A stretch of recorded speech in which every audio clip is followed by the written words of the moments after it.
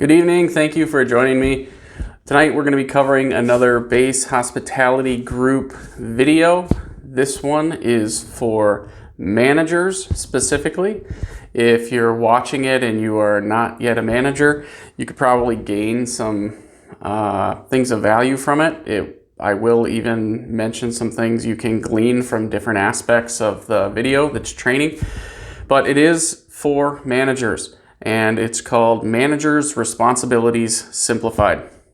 We'll be covering some great stuff in here tonight, including a brand new daily operations checklist that we are rolling out for you guys that are managers and that we want you to begin implementing immediately. So we'll send out that checklist with the video tonight. You can print off pages 2 and 3, or if you prefer to do it electronically, that's fine. Just save it in a PDF somewhere that's easily and quickly accessible so that we can check it when we come through the property, or if we have any questions for you, you can quickly access it. And you'll see as we go through the checklist that there are some things you're going to need to record after the fact on a checklist you completed at a previous date. So without further ado, Managers' Responsibilities Simplified. So the first thing I want to emphasize is just how important managers are to the overall success of Base Hospitality Group and its properties. There's no way for the base team, whether that be senior leadership or our construction team or our accounting team, or we're all cogs in a great clock, and we all fill a specific role and we complement each other very, very well. The managers are a part of that team, as is everyone else in our organization. What happens if our managers are asking others to carry some of their responsibility and duties, then the other responsibilities and duties, those who are being asked to help, they don't carry their own. So if you're a manager and you come to me and say, hey, I need you to do this for me, I now have to abandon something I would have done with that time to help you with doing your job. And we're here to help you and support you and to be a sounding board for you as you take care of and execute your responsibilities. We love that. In fact, especially as you're getting familiar with the way we think, if you're new to us. However, we do expect you to carry your responsibilities so that we can carry ours. We have a different set of responsibilities. And if we're to continue growing and strategically achieving what we hope to, we've got to be able to do those things that we contribute to the organization's health and future. For us to do that, it requires you guys to be able to do this as well, your responsibilities. The other thing with that is you're not going to grow if you can't at least carry what you're tasked with today. So with that as a responsibility, if you recognize that you are in over your head and you can't carry a certain set of responsibilities, initiate a conversation with us and say, I don't think this is right for me. I think I have to step into a different role, one that is better suited to me, one that I'm more comfortable in, because I don't mind being stretched a little bit, but I think that I'm set up for failure in the situation that I'm in right now. That's okay. We're happy to have that conversation. We're happy to help find a spot for you that fits you. But today, instead of talking about all that, we're going to be highlighting and focusing on a successful manager's responsibilities, and then we're going to give you a checklist to go along with that. So a successful manager is responsible for the profitable and effective operation of the hotel, the physical property's condition, and the development and performance of the staff. Those are, we just call it 3 key functions. It's kind of a nutshell. You are also where the buck stops. If you are a manager, you are where the buck stops. If a decision needs to be made or action must be taken. So a decision needs to be made. Sometimes you're going to have to come and you're going to have to call us. You're going to have to call the base team and say, I'm not sure exactly what to do. I want to bounce this off you. We'll give you some input, and then ultimately you have to make a decision if it falls under your scope of responsibility. Second, action must be taken. If something needs to be done and no one else is doing it and you can't find anyone else on your staff to do it, it falls on you to get it done. If that means filling a shift and you can't get anyone else to do it, you've got to get it done. If it means running to the grocery store because somebody forgot to order something, we don't like that. And if no one else will do it, you've got to get it done. Now, this should be a great motivator for you in what we call appropriate laziness. I don't like doing those things. I don't like working night audit. I don't like having to run to the grocery store if I'm a manager. So I'm going to build and develop my team so that they handle their area of responsibility. Their areas of responsibility are filling shifts and running to the store if they forgot to order something or ask for something. That's on them. And if they don't want to carry that responsibility, you as the manager need to find and build a team who does. If you're not a manager and you're watching this video, guys, it's really important that you understand as you listen to this checklist of responsibilities that we're giving your managers, they are not here just to run around babysitting you or caring for you or filling in when you don't want to work because you have pool league or whatever it is. You have a responsibility as well that allows your manager to be their appropriate cog in the big clock as well. So, a manager's critical functions essentially fall into three categories, as we'll lay it out in this checklist: revenues, operations, and leadership. And under operations, that includes the efficient operation of the hotel. We're not overstaffing. We're not looking to be an employment agency where we just have people hanging out for nothing. And we're definitely not looking for people to stand around not doing anything for 8 hours while we pay them. We want people to be active and moving and giving the business its value for paying them to be there working. So the checklist that we're going to go through it exists to help leaders ensure that they consider each of their priorities in the context of daily activity. I think we'd all acknowledge that when you get into a hotel and there's people all around and there's fires to put out, especially as it gets busy, it's easy to overlook your daily responsibilities. Additionally, when it's slow, it can be even more difficult to be proactive and consistently engage in what's most important. It can be really easy to, it's a slow day, the phone's not ringing, and I just kind of don't get anything done. That's easy to have happen. We don't want that to happen. That's not how we're going to run. So we want to have a proactive management approach. That means that each day I come in with certain things that I'm going to get done. I recognize that a fire is going to come up, a staff situation will come up, a guest issue, or the phone's going to ring, that I have to deal with those things, but I'm coming in with a plan. If you're not coming in with a plan as a manager, you're missing out. And we understand that can be hard to develop your own plan, so we're going to give you one that is a framework. It's what I would call a startup checklist. It's not comprehensive and it's not exclusive. It's a beginning point.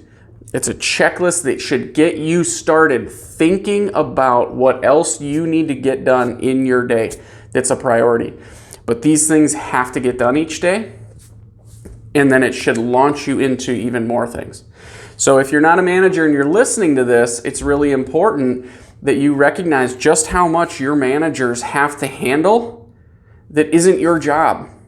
That means you guys, frontline associates, you guys have to handle your stuff as well. Now, it's always okay to draw your manager's knowledge and experience and expertise so that you can get better and learn yourself and that you don't need to depend on them anymore. But if you're depending on your manager to make every decision for you, you're not experiencing the full empowerment that our company ethos is intended to give. Now, managers, when you look at this checklist, it's going to scare you. I'm going to tell you right now, you're going to, whoa, I can't, how can I do this? I have so much going on right now. Exactly. So I'm going to tell you beforehand, the first thing you might need to do is start empowering your staff to do the things they are supposed to be doing. If you are doing your staff's job for them, that's not good. Give them their responsibilities, and they have to get them done. We all have to carry our own water in this organization. That's how we're designed. And those are the kinds of people we're going to draw in here. So if somebody's watching this and you prefer just standing around or catching up on YouTube videos, that is not the kind of organization we run. We stay busy, we find things to do, and we're always rolling. So, this checklist must be completed every day that a manager is on duty. If you are working the front desk, we understand that there might be days that you have a hard time getting through this because the desk is busy. We're trying to keep you at the desk only as long as it stays relatively slow, and as soon as this current thing passes, which it soon shall pass, we're going to get you off the desk so you can focus exclusively on this stuff. So we're giving you this now so you can begin building it into your routine, and we want to see you get it done every day. But we recognize that if you're at the desk and you're working a shift and things are relatively busy, you might not be able to get through all of it. Communicate with us, keep us up to speed. We want to know, you'll hear about this later, where you're at, how you're doing, so that we can help you be successful getting these things done and leading your team the best way possible. All right, so I'm going to scroll down in my notes here to page 2, and we're going to get going on the checklist. So at the top of the page, you're going to see the date. Fill in that date every day. If you're a hard copy person, print page 2 and 3, double-sided, date the top, put it in your binder, and keep it. You got to keep these things. We want them there for the whole year so that we can look back and see how you grew, see how your thinking improved, and we also use it for accountability. We're going to come to the hotel and say, all right, pull out your binder. Let's look at how things went this day, and this day. Who'd you talk to? How did things go? And we're going to discuss those things with you to make sure that you are constantly growing and you are successful in your role, which is what you guys are looking for too. So at the top, you see revenues. So I'm going to go through these items one by one, cover all of them, and explain them. And again, it's a starting point. This is not exclusive or comprehensive. There's more to it. You guys can think on your feet and add to this. It's supposed to launch you. But nonetheless, we're going to go through and we're going to cover each of the items here. So revenues. Review the revenue forecast. If you're an opera, it's the history and forecast report for the next 6 months, each one of the next 6 months. So you're going to punch in your dates starting today for the next 6 full months. And we want you to consider what revenues on the books are today compared to what they should be relative to the budgeted revenues for each month. Now, this means that you're going to have to know what your budgeted revenues are. You're going to have to know what your budgeted expenses are. So Josh has been working on budgets for each of your hotels for 2021. We're going to provide you with those. And you're going to know exactly what the financial performance is expected for your property for each month. If you look at your forecasted or budgeted revenues, if you look at your budgeted revenues and your forecast doesn't look like it's going to get there, you have to take action. Now, you'll need to learn about forecasting and how pickup happens as we approach the stay date. So if you look at June right now, it's not going to be near what June is budgeted for because rooms haven't picked up yet. So you're going to have to learn about forecasting. But if you look today and you see a $0 on the books for June and you're budgeted at $300,000 for June, you have to take action. Now, action might be checking your rate codes. Make sure your rate codes are all set, live, open, and bookable. That happens at the end of the year. Make sure they're ready. Make sure your rates are fresh for this year and we're not using 2-year-old rates. Make sure those have been updated. Make sure your booking links work on your website. Make sure your phone's ringing. And mostly, it probably means take action is you got to find some new corporate business out there. You might have to make some proactive phone calls. You can go through old groups who've stayed with us in the past that maybe aren't staying with us anymore and call them and find out why. We should not be reactive where the only thing we do is answer the phone to book rooms or wait for reservations to come in online. We're a proactive organization and we go out and find the business that's staying somewhere else and we convince them and compel them to come stay with us because we think we have the best properties for the best value with the best service around. If you don't believe that, we need to change something, or we need to change something. So take action as appropriate. Second thing, review group blocks on the books in the next several month window. Any block not in definite status in the next 6-month period must be called.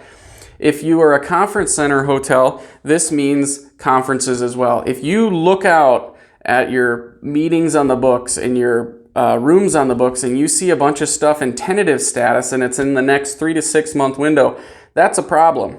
Anybody booking a significantly large event is going to have this thing definite. And if it's not, they probably went and booked elsewhere because we probably lost focus on them as a group, convincing them that we were the right place for them to give us their business.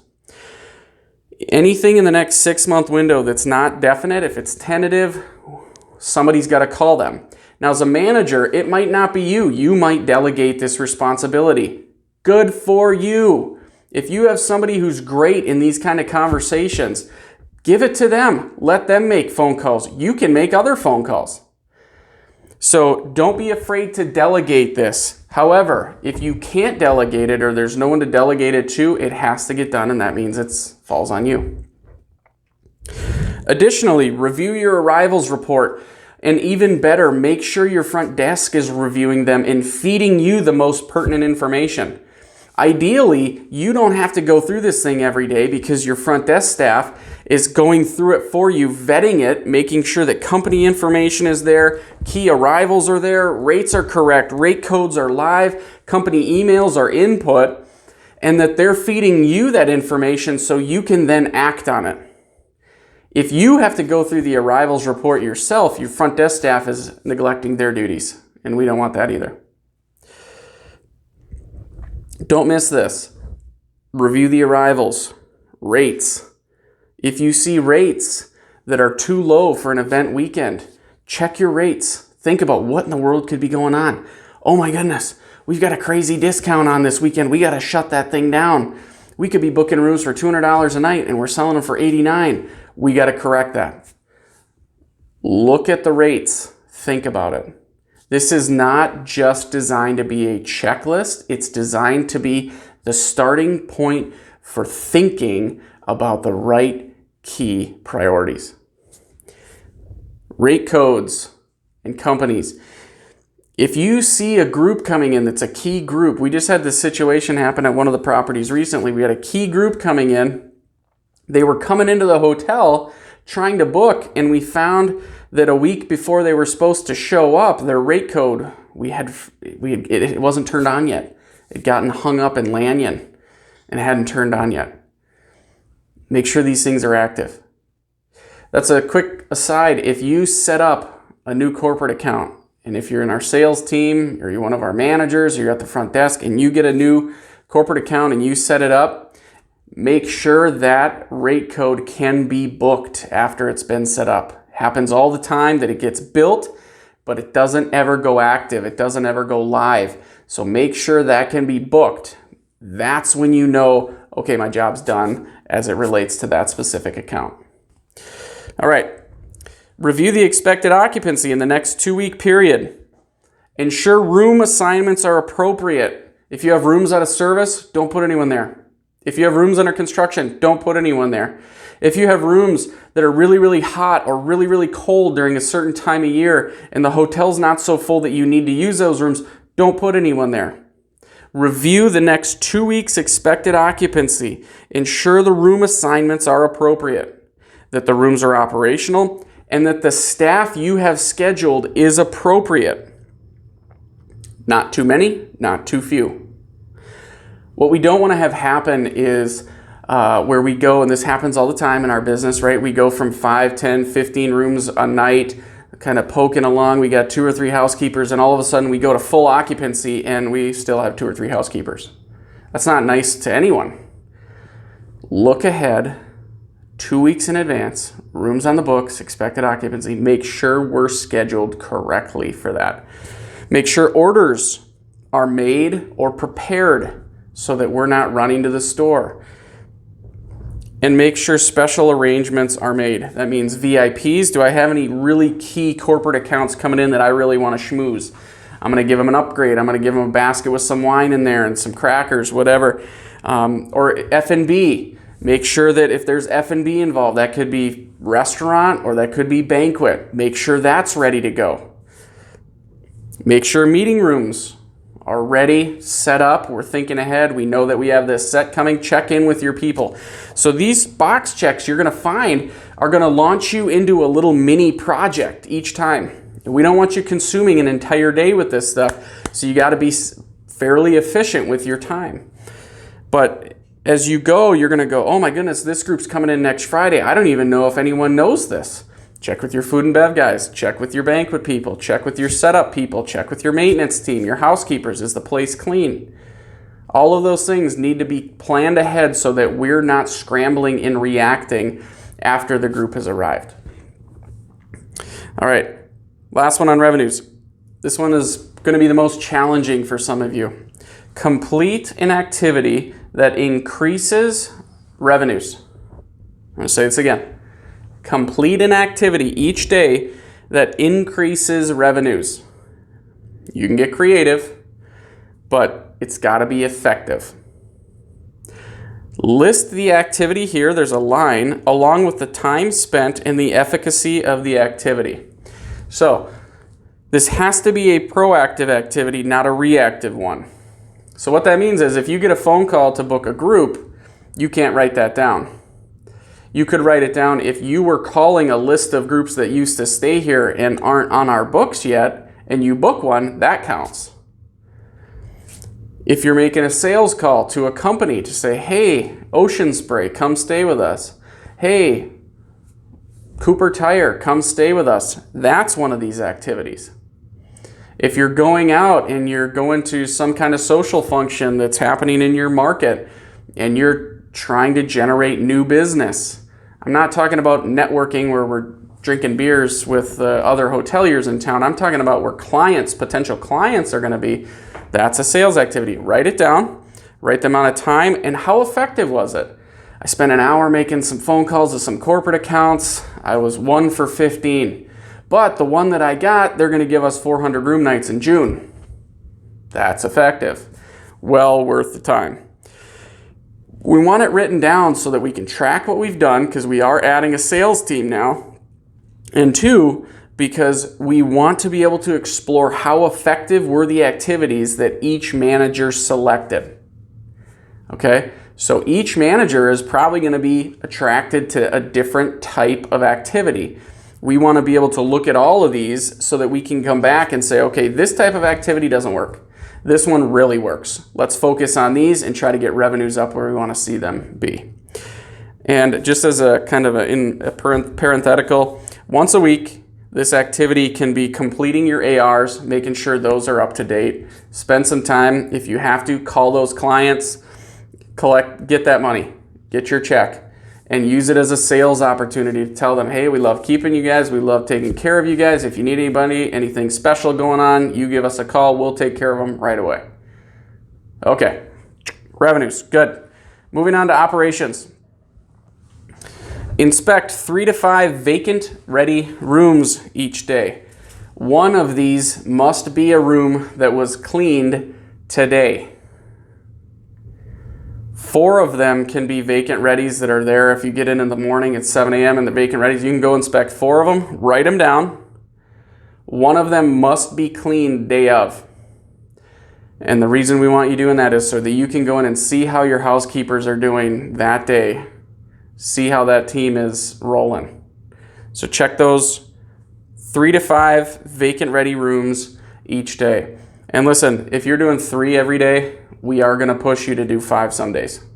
It's 3 to 5, not so that you can always do 3, but because we recognize some days are going to be busier than others, you may be only able to get to 3 instead of your normal 4 or 5, but we do expect you to hit 5 here and there. 3 to 5 vacant ready rooms every day. Use this as an opportunity now to give feedback to your supervisors. That you're going to see that a little bit later on in this list. Give feedback to your supervisors. All right. The other thing, when you go in the rooms, you're going to have your little notebook that shows up on your other checklist. You also have a checklist of your room inspections. That should go with you too. Check it right on there. This is not just an exercise to make sure you're getting your steps in each day. This is so that you can give feedback to your team, so that we can make sure our rooms are absolutely immaculate. We are not going to have rooms that are half cleaned. We're not going to have rooms that look haphazard. And it forces you to go in the room and look at the condition of the property. How are things looking? As we're going to get into just here in a moment. But are we where we want to be? Okay. Second, next checkbox. Walk through each area of the hotel and examine its cleanliness and condition. Mark a Y or an N as to whether its cleanliness and condition are acceptable. Y means yes, N means no. If it's an N, correct it immediately. Okay, we expect you guys to take a certain level of pride in the condition and the cleanliness of your property. Okay, we acknowledge that we have properties of a dramatic varying spectrum of quality level. We have a hotel that was built as a luxury hotel. We also have a hotel that was built as an economy hotel. And then we've got them in the middle. So we're not going to turn an economy hotel into a luxury hotel. That's not the intent of this. The intent isn't to walk into an economy room and say, hey, we don't have marble countertops. I get that. We're not going to. That's not the segment we're trying to attract and serve in this market. Understand what your property is and make sure it's absolutely clean. It doesn't matter what segment you're in, but make sure the condition of the furniture is appropriate. Make sure if you look and you see a burned out light bulb, get that thing changed. Make sure that's done right now. So when I say correct it immediately if it's an N, some of these things are going to be you, right? But a lot of them aren't. Probably most of them aren't. Most of them are going to be you see something and you got to call housekeeping and get them in there. You got to call maintenance and get them in there. And if you can't get a hold of maintenance, you might have to do it yourself. If there's a light bulb in a room, take it that's burned out. If there's a light bulb in a room that's burned out, take it personally. Okay? I'm reflecting back on my early days as a manager in the hotel world. And I took it so personally that this property was immaculate and the condition was impeccable for what it was. I remember walking through the property with the owner a couple of different times, and I was so nervous because I took this so seriously. I didn't want a speck to be found. If a light bulb was burned out, I'd have a meltdown. We want you guys to take that level of ownership. If something can be fixed, especially if it's inexpensively, get it done immediately. Take it upon yourself that this is your baby. You are responsible for the well-being of this thing. I'm not talking about replacing a $20,000 boiler or a $10,000 boiler or a $5,000 boiler. I'm talking about, I got light bulbs burned out when I walk through the halls and nobody seems to care. We got cobwebs hanging from the ceiling and everybody's okay with it. Don't be okay with it. Don't let your team be okay with it, because we're not okay with it and we don't want you to be either. Own that baby and make it look like it is your baby. Sound good? Okay. So, moving on to the next one. Here's the list. Pool water levels. We want you to walk through each of these areas, and it's best if you don't do it all at once because then you're just rushed. Drop into the pool, come back up to the lobby, front desk, whatever. Half hour later, swing over and hit your F&B area. So we like to see it in a staggered approach, not all at once. If you're doing it all at once, it's just going to be a checklist. We want you to look at it and truly see it and help develop a plan to make sure these areas are impeccable all the time. So check your pool water levels.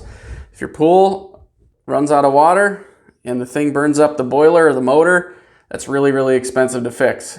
Get in there every day. Just make sure the water levels are good. The pool water looks clean. Check your floor.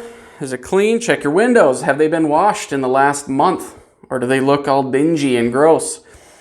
Does your furniture look okay, and are the lights all functioning? If not, get somebody in there to take care of it. And don't let it go till tomorrow. Get it done today.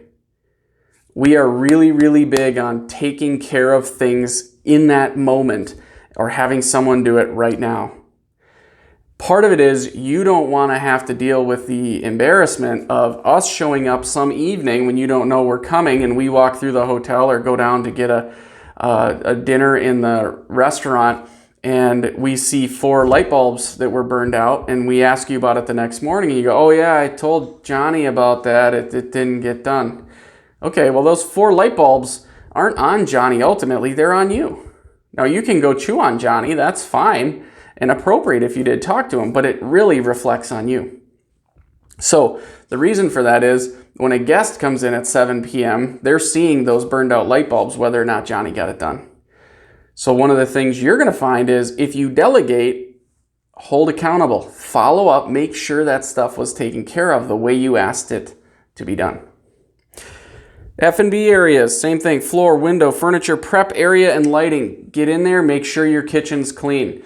Listen, when COVID happened, my wife spent with Joe, our manager in Wisconsin Rapids, 120 hours probably cleaning out freezers, refrigerators, because the kitchen staff, the kitchen manager that was there just didn't care.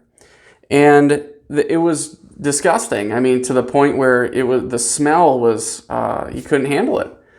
And they scrubbed out freezers and floors. And then Mike, our kitchen manager now, came down and had to continue cleaning because 3 straight weeks wasn't enough. Don't let your spaces get to this point. If you have a kitchen manager who is a slob, that's on you. Kick them in the rear, turn them into an anti-slob, and force them to get their areas cleaned up. Lobby, corridor, floors, entryways, windows, furniture, lighting, same thing. That lobby is the first thing people see a lot of the time. If you're in a hotel where a lot of the time people enter from a different location, remember the first thing they see and think about it from that perspective and make sure it looks like it's popping. Public restrooms, floors, entryways, toilets, toilet paper, all of that stuff. Make sure it looks like you'd want your mother or your grandmother sitting on that toilet. If it doesn't, get someone in there to take care of it. Exterior entryways, floors, windows, furniture, lighting, all the same stuff. Walk around the outside, or if it's snowing, poke your head out, make sure those entryways look okay. Make sure people can get in the door. If you're watching this and you're not a manager, you're at this point realizing how important it is that you fulfill your responsibilities. Our managers, if they're having to chase people down to complete all these tasks that should have been done by a frontline associate, they are going to spend their entire day doing that. So if you're not a manager, please understand just how important you are and how important you completing your responsibilities is. Back of house and employee break areas. Managers, make sure these are taken care of. If we have a break area and it's filled with dishes, dirty dishes, that's not going to fly. If we have an employee bathroom and it looks like a bomb went off in there, that's not going to fly.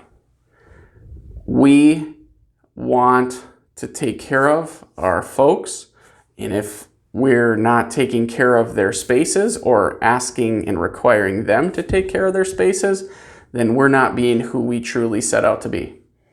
We have to make sure those areas are taken care of too. All right, check your pool test. Make sure the pool test is being done every day. We may actually move this thing to the front desk where your maintenance guys will have to write it down on a piece of paper and bring it to the front desk and have it recorded there. We want to make sure this is being done every day. We cannot not allow our pool to go a day, 2, 3 days without being tested and checked. That's not okay. We have to make sure this is done. So make sure that's being checked every day. Check the work order board. If you see work orders piling up, find out what our maintenance team's doing. Find out what's going on. Where are you guys? So if the work order board, check that every day. Make sure stuff's getting knocked out. And there is a work order board procedure. If you need it, let me know. And your maintenance checklist, make sure they're all up to date. Check your front desk checklists and other reports. Check your other department heads. Make sure your operations supervisors completing their checklist. Make sure, this is the accountability portion, that our folks are doing their jobs. Right now, we're in a very, very slow season in the hotels. Your checklist will probably require an hour and a half to 2 hours of your day. And I'm not talking to managers here, I'm talking to our frontline associates. Your front desk checklist is probably an hour and a half to 2 hours when you can just crank it out. That means you got 6+ hours to do other stuff. If you have 6+ hours and you have 6 arrivals, there's a whole lot of other stuff you can get done. We're going to keep you busy. If you're not busy, ask for something to do. If you don't ask for something to do, your manager is going to assign you something to do, because we're not paying folks just to hang out. We're going to keep you busy. So we expect our folks to stay busy. Part of it is, if you don't stay busy when it's slow, when it gets busy, you won't be able to stay up. You will not be able to flip the switch and suddenly be rocking and rolling again. That's not how people work. You will fall behind, and then you'll end up failing in a job that you could have easily succeeded in. So we're going to keep you busy all the time. So if you're slow, 6-10 arrivals, you should be able to hammer out a whole lot of other stuff besides just your checklist. If you can't, we got to have a different kind of conversation. You might be in the wrong kind of position. Okay. Now, leadership. Let's go. Provide coaching. Number 1, provide coaching to 3 separate staff members in at least 2 different departments. List their names here. So, these are not supervisors. These are not supervisors or department heads. These are frontline associates. That means housekeeping, restaurant, food and bev, front desk. 3 associates, 2 departments. Write their names down. Coaching should be something that takes 2 to 10 minutes max. That means encourage them, correct them, cheer them on. We appreciate you. How are you doing in your job? Here's how you can do things even better than you're doing today. That kind of thing. That's coaching. It's not beating someone up, and it's not just being their BFF and listening to their life problems. It's a mix of all of that. But it has to be directional, helping them get better in their job. We want you to write it down. That way we can go to those folks and say, hey, how are things going? And if they tell us they haven't heard from their manager in 3 months, then we got to figure out what's going on. So we are going to be talking a lot with our frontline staff. We're going to be doing a lot of training with our frontline associates. And we're going to be asking them questions. How are things going with your managers? Because we want to be able to come in and give you good feedback. This is not to get you in trouble. It's to help you continue to grow. The best experiences I ever had were when people would give me feedback about how they felt I was doing for them as a leader.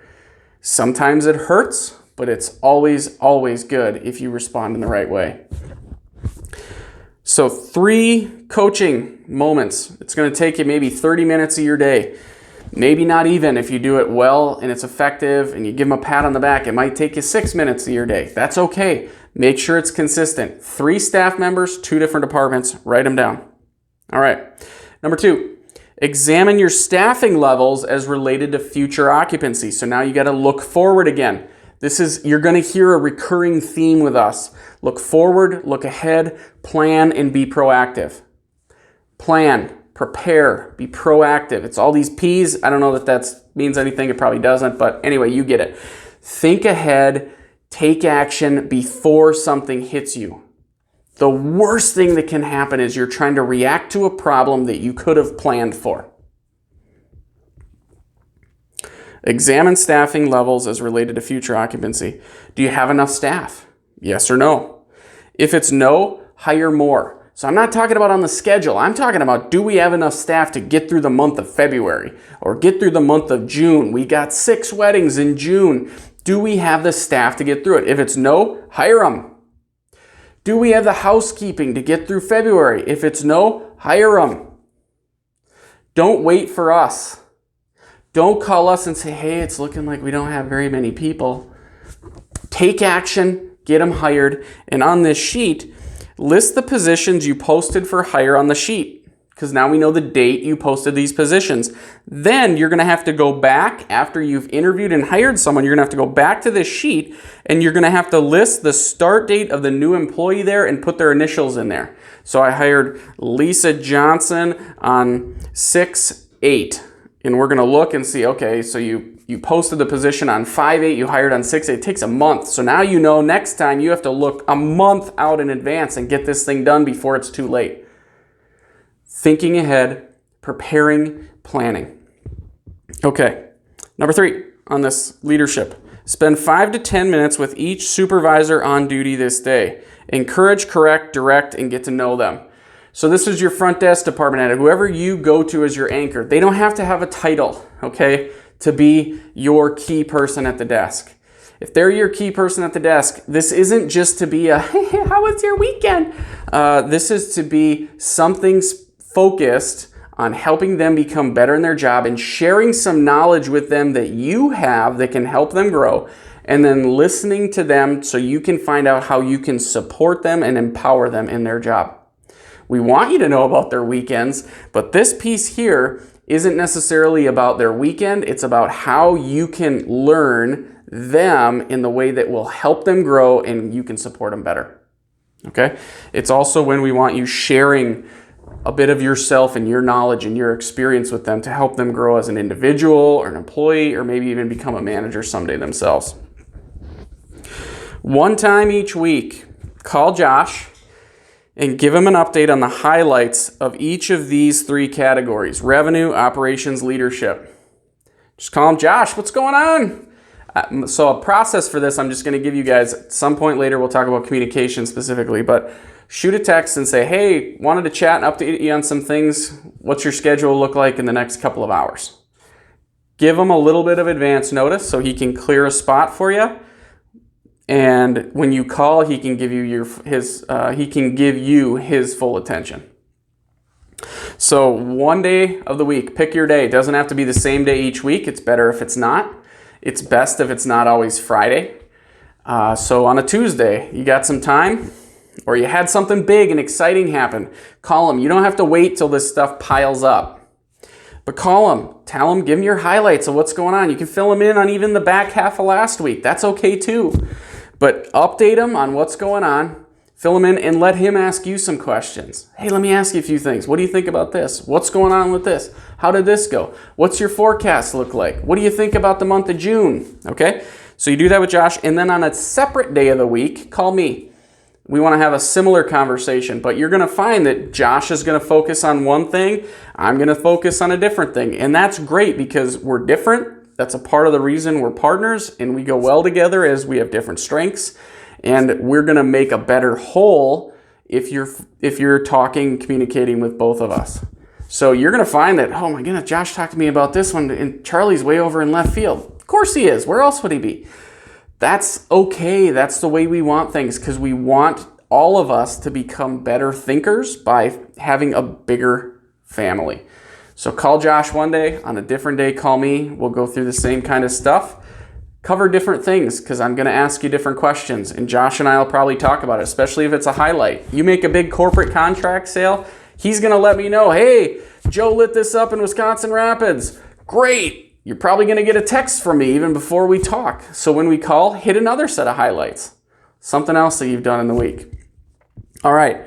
So all this to wrap it in. Managers, you guys have a lot going on. A lot going on.